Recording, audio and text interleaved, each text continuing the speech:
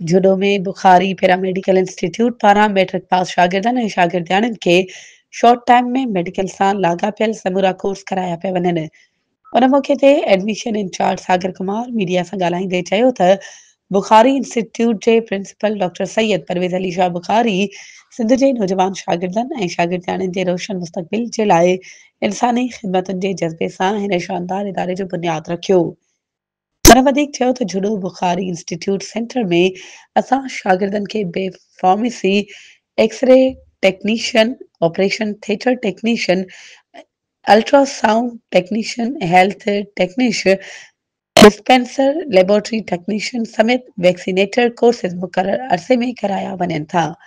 ॼाणायल courses जूं दाख़िलाऊं हलंदड़ महीने में थी रहियूं आहिनि, जंहिं ॾींहुं आख़िरी तारीख़ 18 फरवरी आहे। बुखारी इंस्टीट्यूट में शागिर्दनि खां मुनासिब माहवार फीस वरिती वञे थी। वधीक ख़बरुनि ऐं अपडेट्स जे लाइ असांजे चैनल खे सब्सक्राइब कयो ऐं हा बेल आइकन खे प्रेस करणु न विसारिजो त जीअं असांजी हर नई अचण वारी वीडियो तव्हां ताईं पहुची